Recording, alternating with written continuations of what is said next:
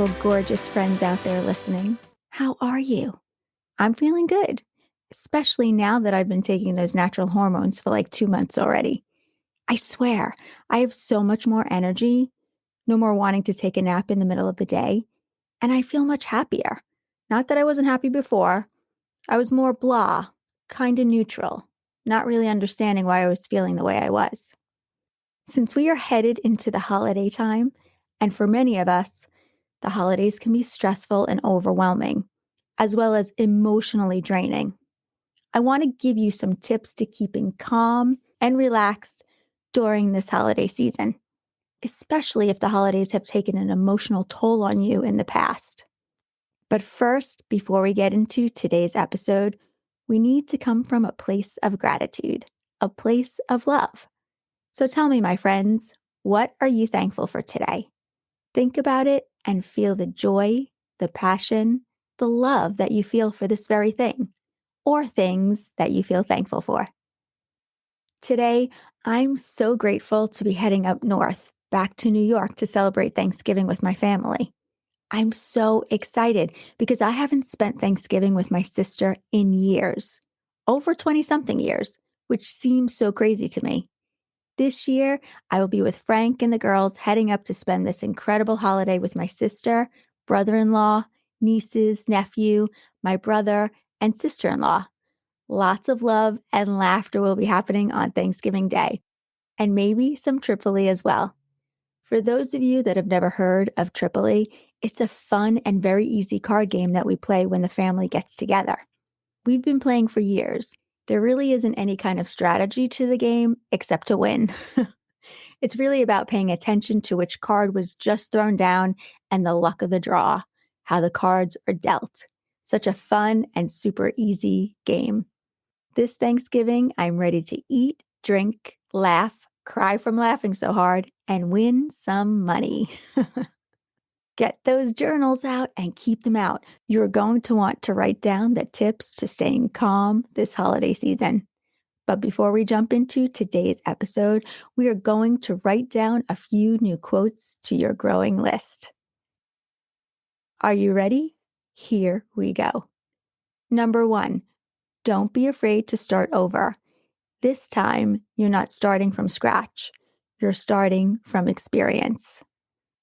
Number 2, results happen over time, not overnight. Work hard, stay consistent, and be patient. Okay, let's get into today's episode, which is on 12 tips to staying calm and stress-free this holiday season. So here we go again, another year coming to an end.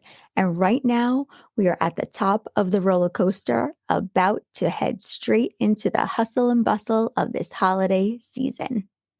For many of us, I know we feel more like Thanksgiving, Hanukkah, Christmas, Kwanzaa, and the New Year aren't so much fun festive celebrations as they are anxiety and stress-induced events that we have to find a way of getting through each and every year.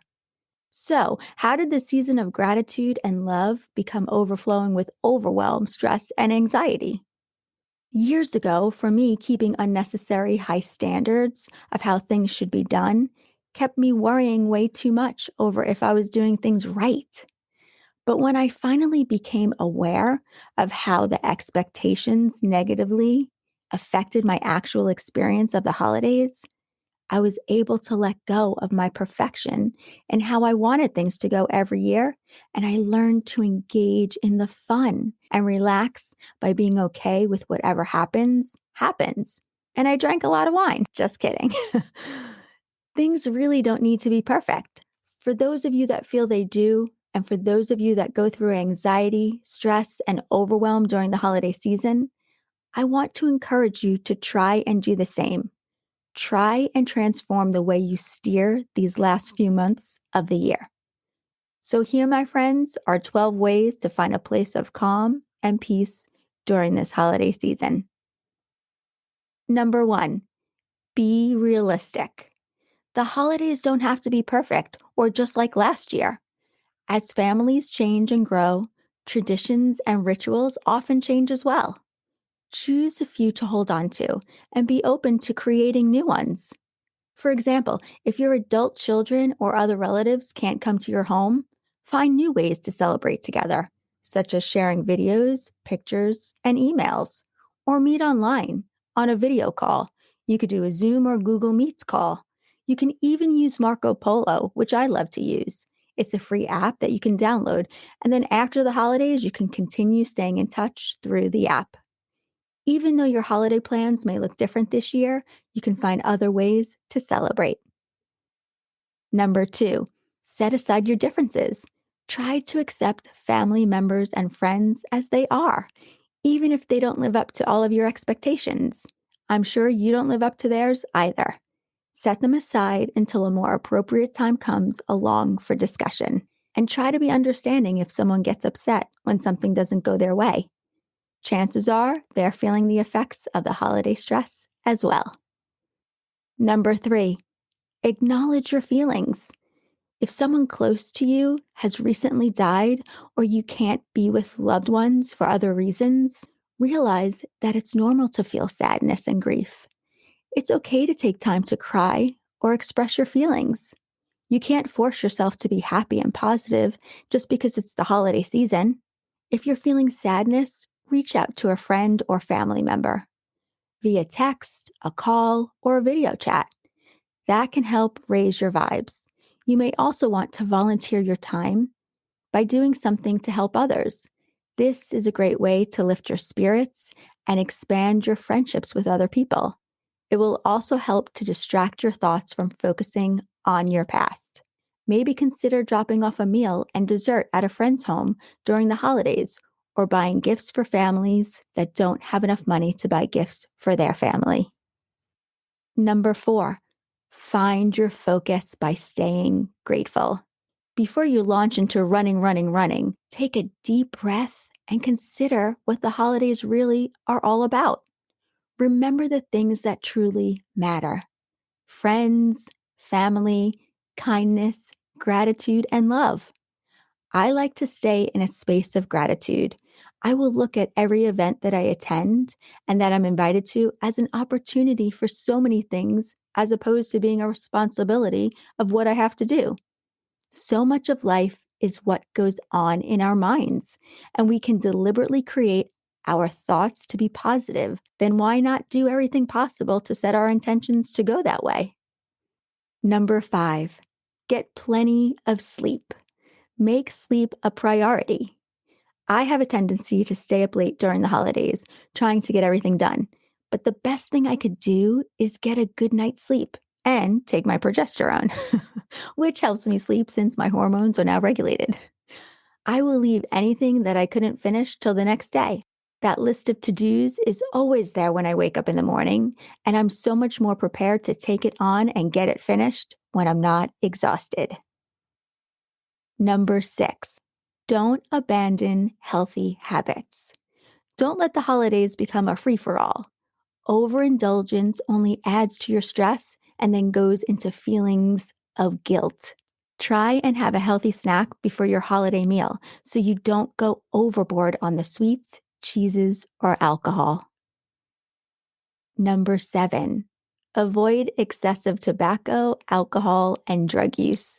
Go easy on the cocktails. I know. I'm not saying you shouldn't ban all alcoholic beverages. Just know your limits. Alcohol is a depressant, which means it not only disrupts your sleep, but it inflicts chaos on your body and on your mind. And the worst part is the next day you wind up feeling like crap. Number eight, stick to a schedule. The quickest way for me to go crazy is to steer from my regular routine.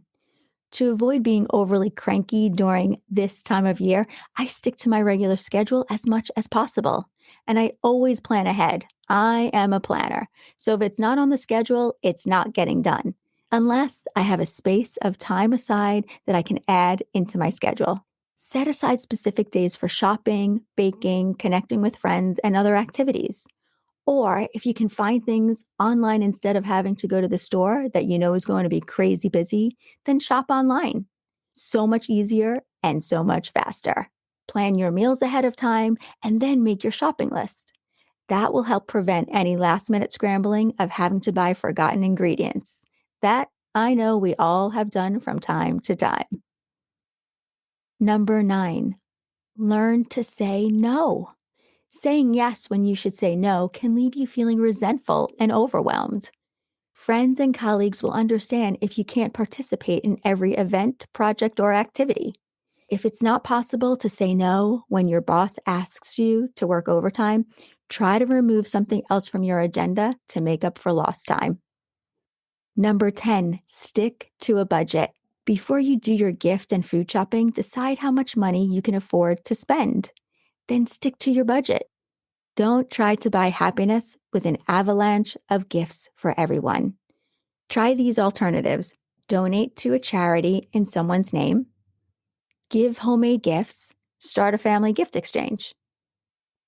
Number 11, recognize the craziness.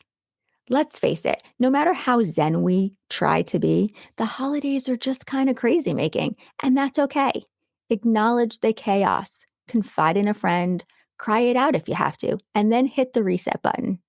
Make some personal me time for yourself. Find an activity that you enjoy or take a break by yourself. Spending just 15 minutes alone without distractions may recharge you enough to handle everything you need to do. Find something that reduces stress by clearing your mind, slows down your breath, and restores your inner calm. Try deep breathing exercises, meditation, or yoga, taking a walk at night and stargazing, listening to soothing music, listening to a podcast, or reading a book. I personally rely on 5-minute meditation breaks to maintain my sanity. It doesn't have to be anything fancy or formal. Sometimes just sitting in my car in a parking lot, taking long, deep breaths. And number 12, take control of the holidays. Don't let the holidays become something you dread. Instead, take steps to prevent the stress and overwhelm that can descend during the holidays. Learn to recognize your holiday triggers, such as financial pressures or personal demands, so you can combat them before they lead you into a meltdown. And when all else fails during the big holiday, go hide. I'm not kidding. This might sound silly, but hiding is one of my coping strategies, and I know I'm not the only one. Now, I'm not talking about escaping to some private island, although that does sound incredible. I'm talking about grabbing a moment to yourself somewhere in the house, away from all your friends, family, pets, kids, and significant others. Being around loved ones is incredibly special, but it can also feel extremely intense. So, hiding out for a few minutes can bring some relief quicker than you imagine. I do this all the time. I take time for myself by walking away from everyone for about 5-10 minutes. I highly recommend incorporating your own mini hiding sessions into the holiday season. Trust me, the moment of peace will replenish your soul and will help with more patience. With a little planning and some positive thinking, my friends, you can find peace, love, and joy during this holiday season. Thank you all for listening to the Manifesting Formula, and thank you for spreading the word. We still have a few spots open in our certification course that's starting in December. If you're interested in learning more about our 6-month program, please head on over to www.thelifecoach.academy. Have a beautiful day wherever you are in the world. Sending you all so much love, peace, and abundance. And if no one has told you today, I love you. See you next week on Thanksgiving Day. Bye. Gobble, gobble. My friends, have you signed up for the new course that I released? 5 Steps to Attracting Whatever You Want? If you haven't already, you should. There is so much amazing content, and the value of this course is incredible. Once you sign up, you can take the course at your own pace. And there's no time limit to how long the course is yours. It's yours forever. So that means you can go back to it as often as you like as a refresher to keep reminding yourself what you need to practice. There are 6 modules with 42 lessons. There's a lot of amazing content for you. Videos, worksheets, and fun assignments. So my friends, if you haven't signed up, do it. You will be so happy you did. Just go to www.thelifecoach.academy and click on the course to start today. If you enjoy listening to this podcast, you have to come check out the Life Coach Academy and join my life certification program, where we take all this material and we apply it. We take it to the next level and we study it. Join me over at thelifecoach.academy. I'd love to have you join me in our coach certification course. Our certification course is hands down one of the best certification courses out there. Just head on over to our website, www.thelifecoach.academy. What you are going to learn is going to blow your mind.